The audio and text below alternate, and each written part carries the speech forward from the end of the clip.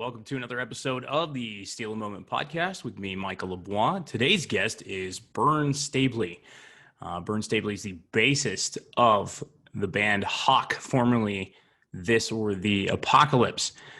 Bern and I have been talking for the last few months, mainly connected over Instagram. Been a big fan of what HAWK has put out. There's 3 singles available right now and a cover on YouTube. If you guys want to check that out, you can find it on hawk.com on YouTube as well. Bern and I talk about everything, jobs outside of our music careers. We talk about how he got into HAWK and how he got involved with Richie, who's also in the band Ice Nine Kills. Also, we both have our awful takes on hockey, as both of our teams were eliminated after this interview was taken. So there's some chirping that happens. Unfortunately for us, it didn't end up the way we hoped, which would be a Flyers and Avalanche Stanley Cup. But maybe next year, Bern. Maybe next year, buddy. I want to take this time to thank everybody who's been able to watch and download the podcast. I've been seeing that we have a few fans from overseas. So to our Belgian fan, whoever you are, man or lady, thank you so much. We appreciate the downloads and appreciate you guys enjoying the show as much as we can. We just broke the 150 unique download mark, which for me is blows my mind. I can't even begin to imagine how awesome it would feel to get up to 100 a week. Would be fantastic, but obviously we can't rush things. I mean, it's only been like a month and a half or so, and I've been truly blessed by the people who do watch this and listen to this. So I thank you very much from the bottom of my heart. Everybody who's supported me through all of this so far. I'm hoping we have just more and more to come in the near future. I'm thinking about changing up the format a little bit as well, but we'll see. Might do some individual episodes within these interviews and kind of maybe play around with how we do these. So the good news is it's not going anywhere anytime soon. And next week, we're also going to have another twofer episode. I just have to decide what twofer we want to do. With all that, though, please like, subscribe, comment on these videos. And if you're listening to the audio podcast, leave a review on iTunes. It's how we get our growth. Apple Podcasts is huge still. And we'd love to see every opportunity you guys can give the show in general. If you haven't yet followed the Facebook page, just look up Steal a Moment Podcast. If you are on Instagram, you can find me at Michael_LeBois. You can find me on that same name on Twitter. Starting to get a little more active with that now that I'm back to broadcasting high school sports, which is a nice release. It's fun. Actually, at the time of this recording, I did get to call an extra innings walk-off softball game yesterday, which was absolutely incredible. It's great to see sports back in full swing and kind of, getting back into some sense of normalcy for me, at least. Also, if you guys want to hear from anybody and help me get some guests, reach out. Let me know if you guys want to be on. I've had a couple people reach out that would love to be a part of this program as well. If you do and you have something you would like to discuss or we can breach a subject, let's do it. I'm interested to talk to you and see what you guys have for me there. If you're a musician, if you're an artist, if you are a writer, entertainer, athlete of any level, coaches, anything, I would love to have you on here. So with that being said, Bern and I would love to steal a moment.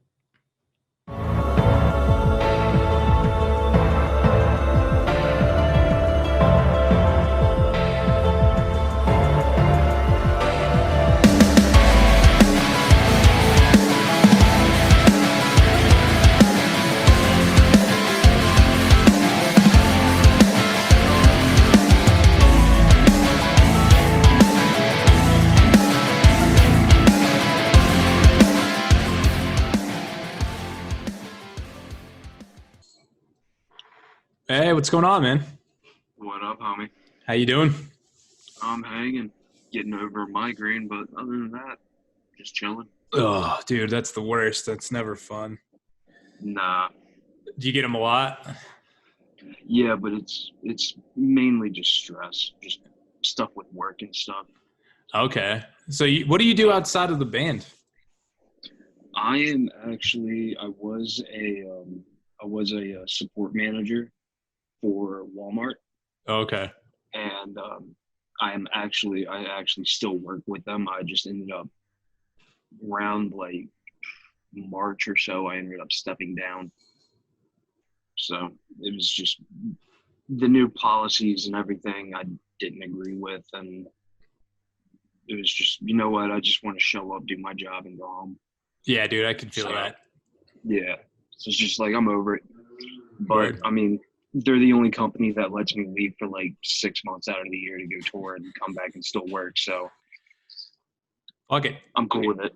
Yeah. Yeah.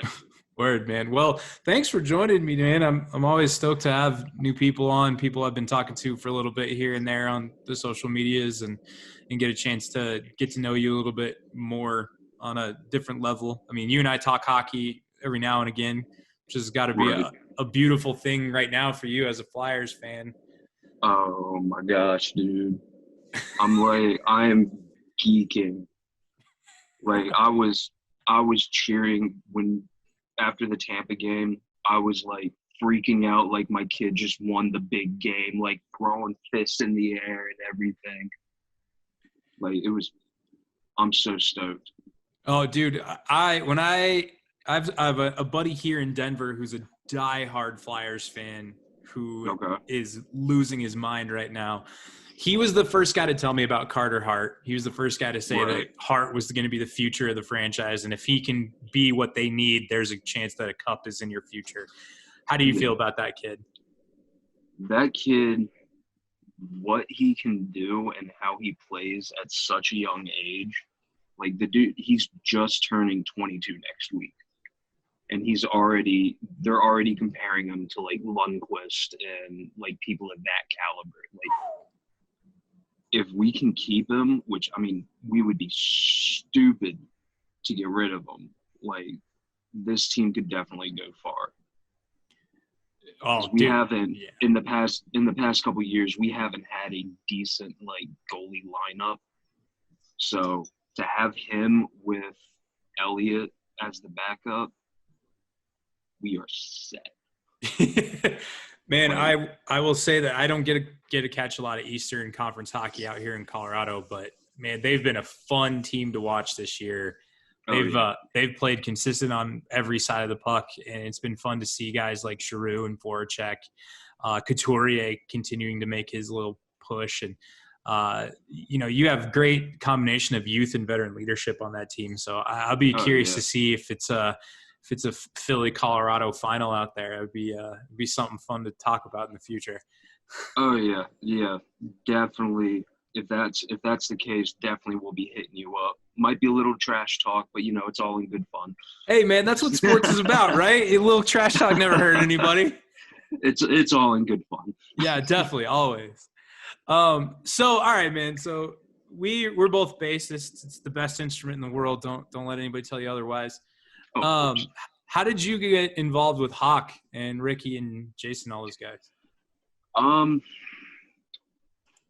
years. It was like back in 2013. I played in this local band in Pennsylvania called Gladiators. Mm-hmm. And I was with them for years, and Ricky was actually our producer, Oh, nice. and we were one of like we got really close with him. We were talking with him about recording an album and stuff, and this was back when Ricky was like first getting into recording. So we ended up being one of like the first bands that he's recorded. So we did an album with him, and before we released that album, the record label around here, CI Records, ended up picking it up, and they were great to us and everything. And it was like, well, we did an album with Ricky. It got us label attention, got us a bunch of shows. just keep working with Ricky. So we kept going back to him for ideas, advice on the industry. We ended up going back to him for a second record. And then that band we ended up like going on a hiatus. A couple of the guys, they wanted to like step away from music, do the family thing, which was awesome. And I wanted to continue. I wanted to continue touring and playing. So I joined up with another band, another local band around here who also worked with Ricky.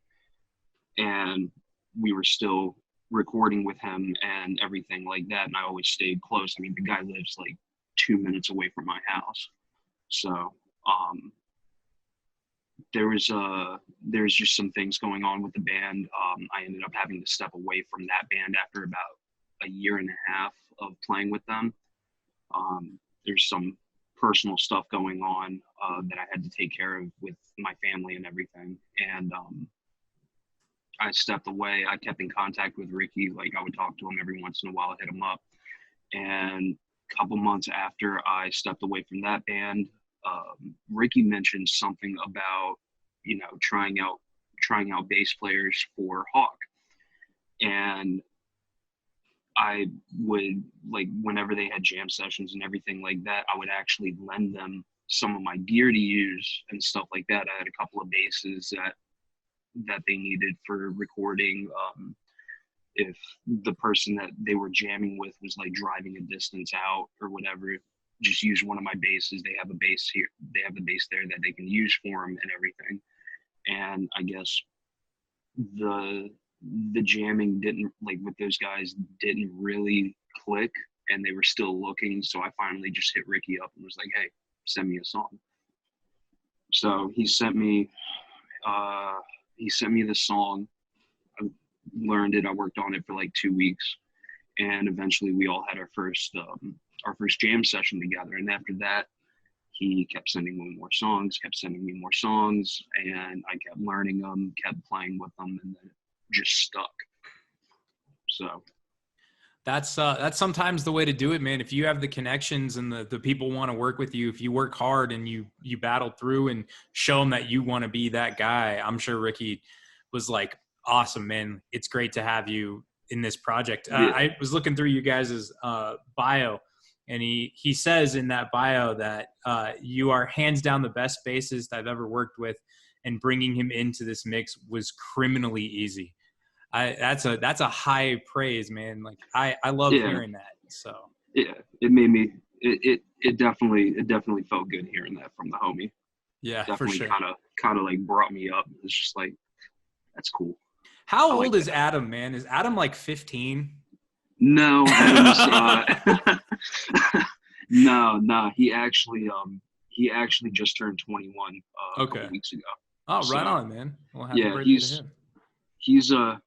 He's older than what he looks. Okay, yeah. Because I've been watching obviously I've been a fan of the band for a minute. I was a fan of This of the Apocalypse before, so I knew Ricky and Jack from that. And then to get and hear Mileage and then get in contact with you and just kind of like watch this band kind of start to get the wheels moving.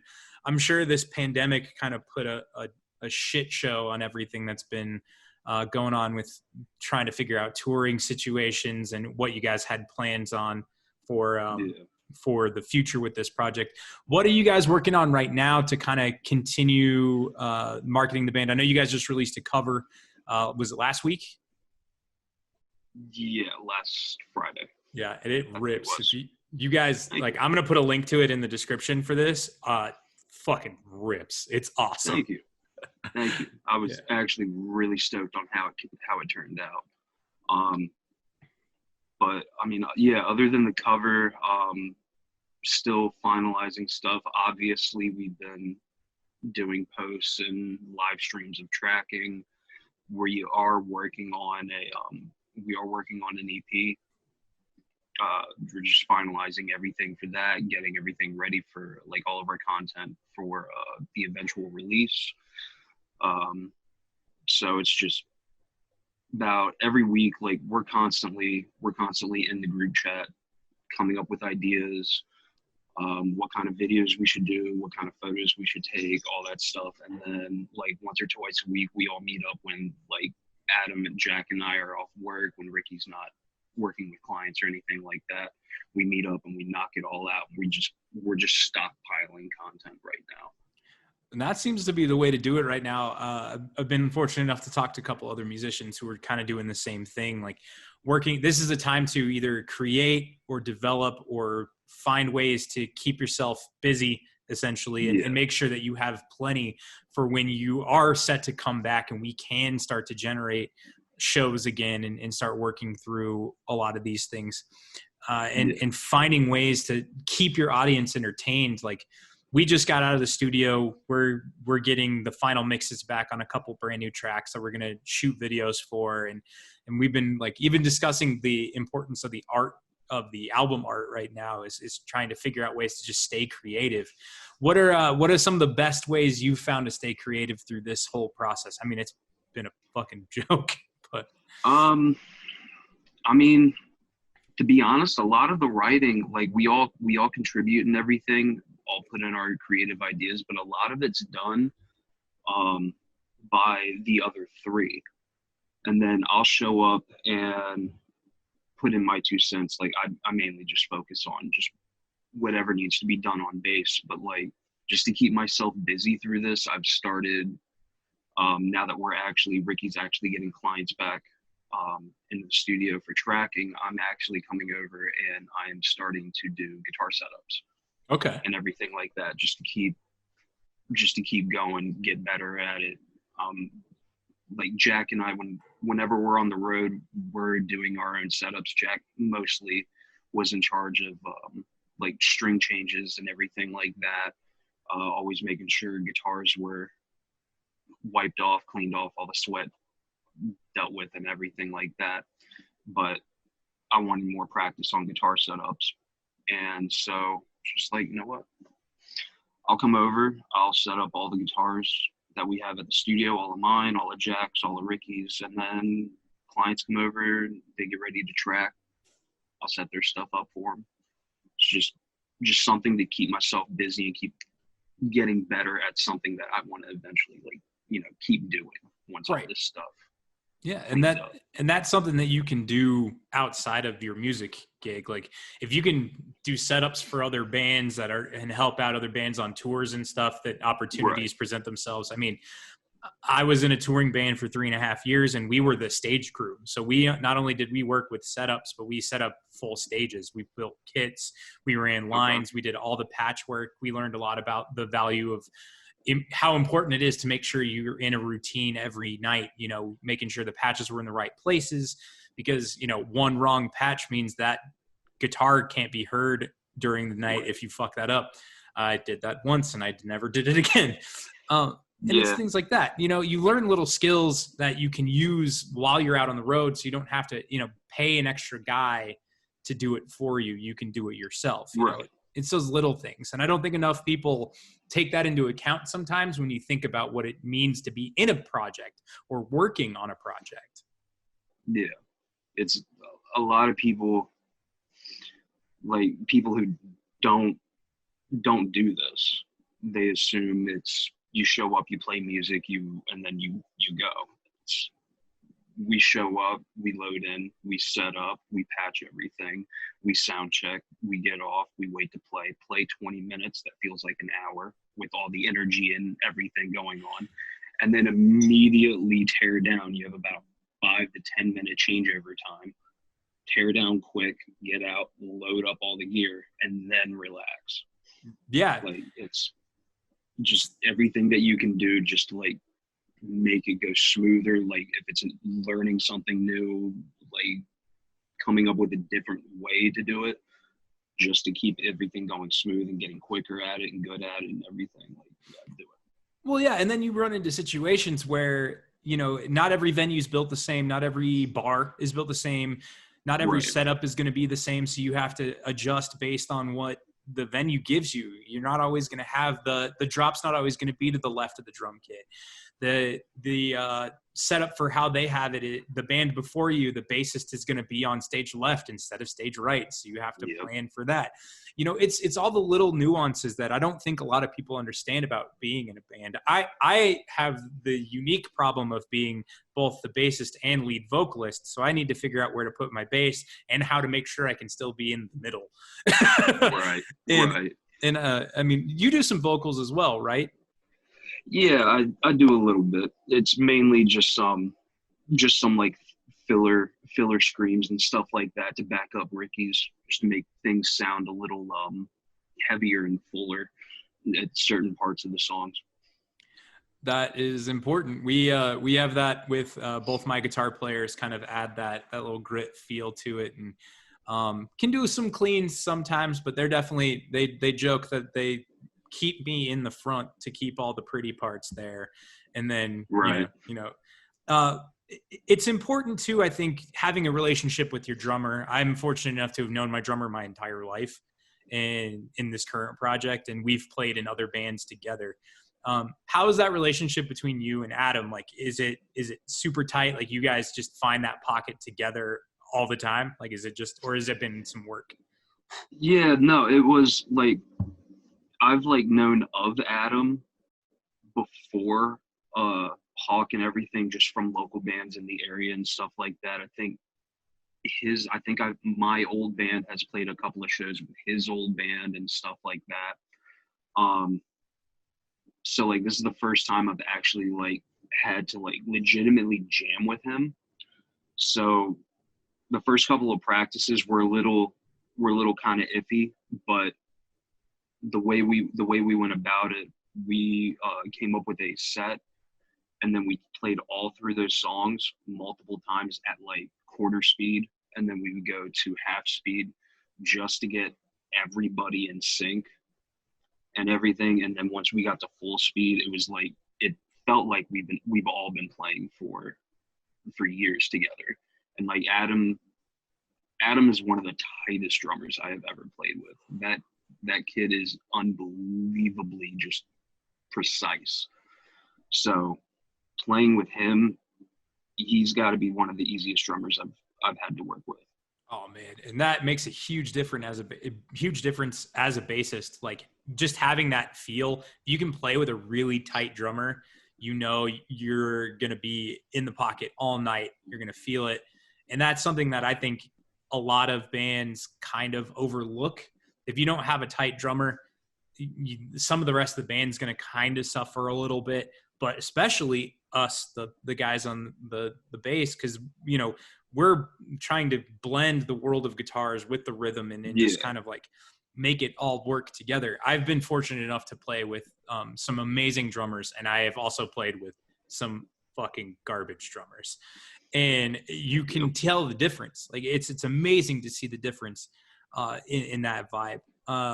What was the biggest thing for you, like, coming into this project? I know, This or the Apocalypse kind of had a nice little, they had a couple great records. I still play Subverse all the time. That's one of my favorite songs from that project. But like, coming in, do you guys still play some of those old Toto songs, or is it all just Hawk? We actually, for like local shows and stuff like that, hometown shows, we'll break out Hellpraiser. Nice. And play that. That'll usually be like to end out the show. Our first show back, actually, when we played with August Burns Red, I think it was 2 years ago, I think it was. That was like our first show as Hawk, our debut show, and we ended it with Hellpraiser and invited Rodney up on stage. He came up, so it was like 3/5 of Tota all up there playing Tota songs, and the feeling was great. Like, I was listening to This or the Apocalypse for years, so like being able to be up there and play This or the Apocalypse material with them, just awesome. We were like, I think it was the last Christmas show that we played, our last show before all this stuff happened. We were talking about throwing in a couple more Tota songs, but we might hold off. We have like a short list of Tota songs on like reserve, just in case we decide to just throw one in every once in a while. But you guys have plenty of material. I know that. I mean, you have the 3 songs that are out, right? It's just Counter Ops, Mileage, and Alibi. And then you guys have, I think I've read 2 different articles where you have 20 to 40 demos available to like just play other sets. So I was more just curious, like playing, you know, I've been in other bands where we've played their other bands' songs to kind of fill the space. We do that. I mean, I helped write some of those songs back in the day. The band I'm in now is called Gunpowder Empire, and we are like a re-amalgamation of a band that I was in 10 years ago. So we've spent the time like rewriting some of the older songs, but then writing a bunch of new material on top of that, which has really generated the most fun for us. It's like kind of erasing the history of those old songs by like watching them get deleted from the set list one by one. You know, it's kind of fun to see that. Have you ever considered maybe bringing in any Gladiators songs or any riffs you had from that time frame? No, I don't know with Gladiators, because Gladiators was like my like first, I guess, touring band, like my first like band. I don't know. It wouldn't feel right to play any Gladiator stuff without the other guys in Gladiators. That is massive, dude. I have mad respect for that, because I know a lot of bands are just like, let's recycle. We've been through 10 lineup changes, but we still want to play these songs because these are the songs people like. But, you know, other people go to other projects and don't want to carry those with. So I respect that insanely, man. That's awesome. Plus, I mean, with me being the only member from that band in Hawk, like, I mean, I think it would be kind of weird, but like, yeah, I wouldn't, unless I had the other guys from Gladiators up, I wouldn't want to do it. Yeah, I 100%, man. Who would you say is some of the coolest bands you've gotten to play with over your time frame as a musician? Like what was that one band where you're like, oh shit, I got to share a stage with this band? There was, all right, so it was like 18 or 19, something like that. This was like years ago. I was filling in on bass for my friend's band. It was this local death metal band called Legions. And they won this Battle of the Bands thing to play Mayhem Fest. Oh, sweet. And they hit me up the day before they left. They had booked like a weekender around it. And they hit me up the day before they left, like, hey, our bass player can't play. Do you want to do this weekender and then play Mayhem Fest on Saturday? It's like, yeah, sure. And it was the year that it was Slayer, Slipknot, Motorhead, Asking Alexandria, Anthrax, Upon a Burning Body, I the Breather. Like it was a huge show. And I just remember like the night after the show, we stayed at the hotel, and I was laying in bed and I was just thinking like, damn, I really just played a show that size with those big ass bands that I've been listening to since I was like 13. Oh, dude. Shit. Like, yeah, oh, damn, like there I'm walking, there's like guys from like Upon a Burning Body like walking past and stuff like that, and other guys from Devil Wears Prada walking past, and I look down and I see like there's a fence lined up, like blocked off for the parking for like the bigger bands, and there's like Corey Taylor just chilling, and I'm like 30 feet away, just like, this is cool. Oh, dude, I'm about this. That's awesome. I can't even go to that level because that's legit. Like I was looking through Facebook memories, and today, like I think it was 10 years ago, my current guitar player in my current band and I were in a band together back then. And my first show with them was opening for Memphis May Fire when they released nice. I think it was the Challenger EP.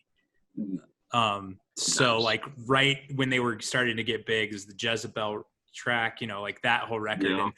And I remember being there, walking into that venue going, I'm about to play with arguably my favorite metalcore band right now. And like panicking, being in the same green room area as Matty Mullins and being Right. like, that guy in that room over there is an idol of mine, and I could go No, talk to him. I went through that with actually the same band. Oh, shit. Gladiators, we got booked at South by So What back, I think it was like 2015 or 2016. And the day we played was the day that the headliners, it was Motionless in White on stage A and Memphis Mayfire on stage B. And we opened up stage B, like in the middle of a baseball stadium in Dallas, Texas. And we got pulled into like this green room area for an interview, and we walk in and we interrupt an interview with Maddie and his guitarist Kellen. And I'm sitting there just like trying really hard not to fangirl. Just like, I've been listening to this band for years, like since Ghost in the Mirror came out. That was like my favorite song from them. And just like, okay, I gotta keep myself together right now, compose myself, cannot go full like Justin Bieber fan and cry, snot bubbles, all that stuff. Oh god. Oh. Yeah, just full on, oh my god. But that's awesome, man.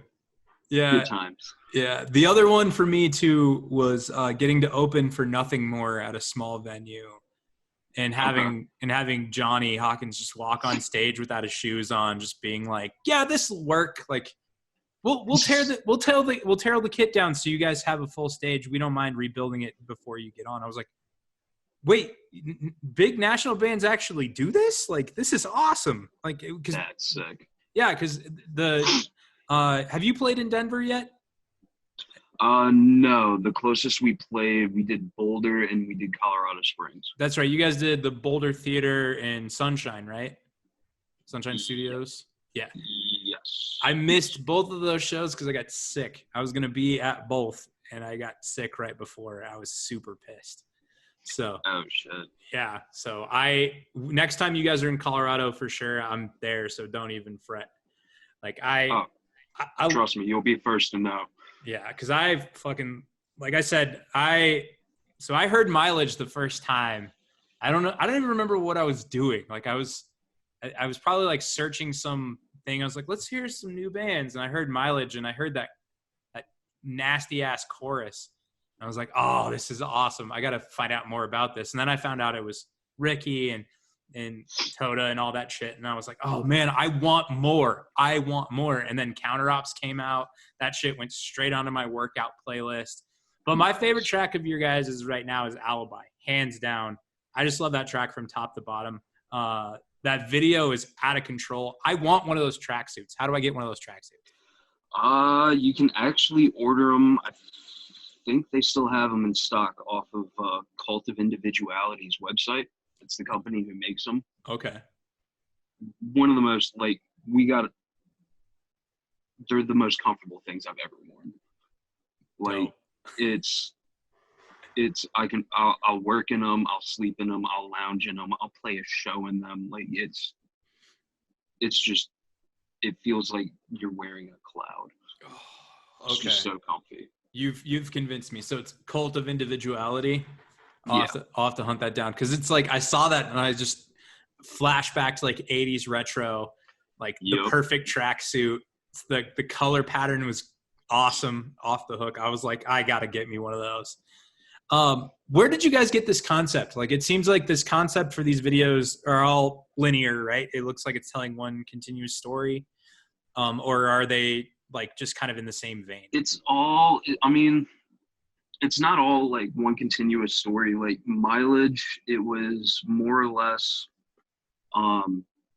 dealing with different mental illnesses and just how, like, not like not like the super sad side of it, just the more this has been a part of my life for so long, and now it's just fucking annoying side of it. Counter Ops was definitely a more calling out the bullshit type video. And Alibi, to be completely honest, I forget what that one was about. But I just, you guys have, it was the drug house, right? Yeah, and you had to kill somebody. Yeah. So that one we were just up one night coming up with ideas, and we were just we use a program to like kind of keep all of our stuff like in order, like our tasks and stuff for the band. And we had a chat in that, and we were just tossing around ideas, and it was like Adam and Ricky just like, all right, let's just turn the house into a trap house and just shoot a music video and just make it look like we're a bunch of bad guys. Okay. Yeah, then you nailed it. Cool. I'm about it. Yeah. Get a bunch of oregano and like baking soda and stuff like that. Call it a day. Two of my favorite shots in that video are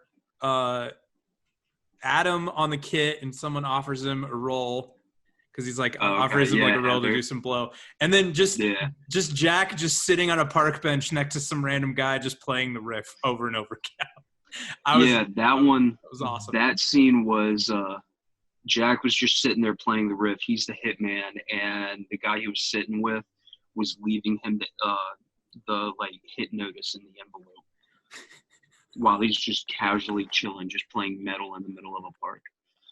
That's awesome, man. I love that it like the idea is so complex, but the execution was so good. It looked like you guys just had a fucking blast and really enjoyed it. It was great. I missed the beard though, man. And you had a nice fat beard then. I know. I didn't want to shave it. I wanted to keep it forever, but with the fact that I'm wearing a mask at work, and when I stepped down from management, I stepped out to lawn and garden. Oh, okay. So I'm out there. It just got way too hot. Just like, damn it. Plus the mask was putting a nice dent right here in the beard, so it was like go down and then just go out like bulge in the beard. Yeah, that's why I keep it nice and tight. You know, I got to keep it clean. I got the wisdom marks though. I'm starting to get into old man status here. Okay, that's all right. If I grow my beard out any longer, it starts to gray and just like no. Now I got people at work calling me grandpa and stuff. It's like I'm 28. Leave me alone. Yeah, I started going gray at 23, so I totally understand. That's the worst. I want to pivot back to sports real quick. So clearly you're a Flyers fan. Now, you're from East Pennsylvania, right? Lancaster's in Eastern Pennsylvania? Yes. So does that mean that you're Eagles fan, Phillies fan? I am a Phillies fan. Okay. I don't watch baseball enough, though. Okay. I kind of fell off of baseball, and I actually don't watch football. Respect. I can't get into it. Respect, man. I don't know why. It doesn't seem very entertaining to me, but I don't know. Just can't do it. Fair enough. Well, let's shift back to the one thing we both know we both love passionately. What was some of your biggest surprises from the play-in rounds and the round robin overall from what you watched? The fact that we only let up one goal in every game. Like, let's be real. Flyers games, you'll let in maybe one or two goals, you'll come back and like get maybe a 1-goal lead, and then the Flyers will choke. That's been our MO for years. That's why our motto is there's always next year. The fact that we were able to win the three round robins and the exhibition like just blows my mind. I've never seen the Flyers play like that. Like, they were all over the puck all the time, and even when they weren't all over the puck, the defense was just phenomenal. It was the best I've ever seen. They blocked more shots than Carter Hart. Like, Yeah. it's like, I don't know. It's like the stoppage of play. It just gave them. I think they used that time just to like sit and meditate and reflect, or something. I don't know. Either that, or they like made some special deal or channeled the force or something like that, or Grizzy put a spell on them or something like that. I don't know. I've never seen them play like this before. Well, and I'm hoping that it continues. Well, I want to see you guys at least house the Habs. I would love to see that be just a 4-game ousting, because they have no business being in the playoffs. The fact that the Rangers essentially just rolled over and gave it to them because they knew they were going to get the number 1 pick, more than likely. Right. And then, did Pittsburgh even show up to the bubble? Like, the Pens looked awful. I have no idea. Like, that was – and, like, playing Pittsburgh, at least for us, it's just, like, it's always been hit and miss. But, like, even then, like, whenever we beat them, they still put up a fight. It's – I don't even know. It's like the best way I can explain it is like they kind of just like rolled over and Grizzy rubbed their belly while everybody scored. Like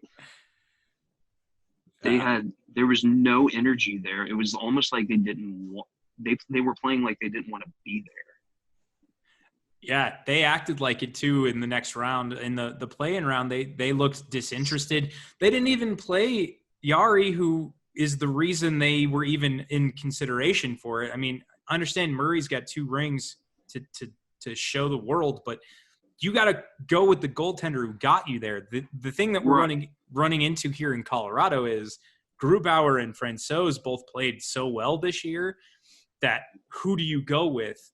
To me, you go with Francouz because he shut out a Dallas team that beat us 4 times this year. And then you go into a series with an Arizona team that has got Phil Kessel, Ekman Larson, Taylor Hall, and a plethora of young talent like Clayton Keller. You running into a team that wants to win, but you have Nathan McKinnon, Mikko Rantanen, Cale Makar, Sam Girard. You know, it's going to be 2 teams that really want to pound the crap out of each other for – hopefully 4. I want the Avs to play as few games as possible leading into the Stanley Cup final. Because I personally think they're the best team in the West. Maybe Vegas being a little bit better just because they're a little bit tougher. But who do you see as Philly's biggest test in the Eastern Conference to get to the Stanley Cup final? The biggest one –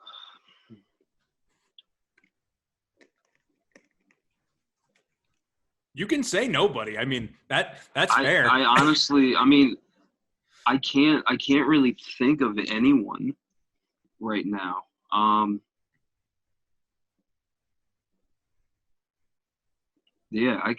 can't think of anyone. To be honest, I thought Boston was going to be a shit show because we play horribly against them. Yeah. And they shut us out and ended our winning streak right before the stoppage. So that was really like the only team for the East that I was like super worried about. Did they lose all 3 games? Did Boston lose all 3? Because I wasn't sure if they lost to Tampa. They lost all 3, and they lost the exhibition. That's got to be either eye-opening for them that something is wrong and they need to change something coming into this next round, or maybe they just don't want to be there either, but they have to be because they're one of the top 4 teams. Right. I mean, President's Trophy's winners right here, and they didn't play like it. No. How do you feel about this whole setup for this thing? Like, I thought it was kind of interesting to have like a round robin tournament for the top 4 teams and then a kind of a play-in to get the next 4. You have 2 hub cities and the whole setup. How do you feel like it went out for the NHL? This actually, like, I mean, we all saw what happened with baseball with that coming back. It's a cluster. Mm-hmm. Everybody's getting sick. Everybody's getting coronavirus. I mean, shit, look at Florida. Yep. But the NHL, they're doing this incredibly smart. And they're being overly safe about it, which is what we need. Like, these teams get into the bubble and nobody is allowed to leave and nobody is allowed to enter until they are either eliminated or until it's all over. So they're still continuing. I can't even talk right now. They're still continuing like all of the testing and everything on a regular basis, like a weekly basis and shit. I mean, it's the only thing that I'm kind of like curious about is how the final series is going to go. Because, I mean, you've got the West in Edmonton and the East in Toronto. So the East team who wins, the West team who wins, where are you guys going to play, and how much of a gap is there going to be between the playoffs and the final series for quarantine and everything like that? I think the plan is whoever the highest seeded team is will fly the other team to that arena. And since they're already in the bubbles and like the airports were in the bubbles, they'll fly them out of that into like from one bubble to another bubble. So there's minimal contact outside. I mean, as long as there's that safety protocol still in place, I think everybody should be golden. It'll be interesting. I agree. Maybe they might do a quarantine period, but if they've already been in quarantine, it should be fine. I feel like just as a safety measure, they should do at least like, because I know some of the players, like when they have to leave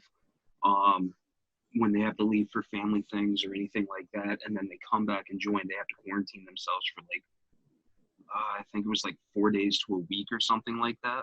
Mm-hmm. And then like, a test, right? And I feel like if whoever has to fly out where still should probably like, I feel like there will probably be like a week gap between the playoffs and like the final series and the finals and shit for that quarantine, just to be safe.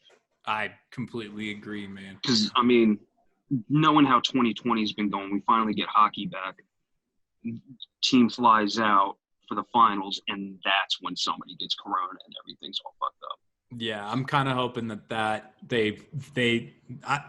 I can't believe I'm saying this, but Gary Bettman has proved to be one of the better commissioners through this whole thing, and that guy is kind of a when it comes to this, but he's nailed this. So I think if they continue to keep the protocol the way it needs to be, they'll be fine. Like I think. Yeah. So far they've been doing everything right.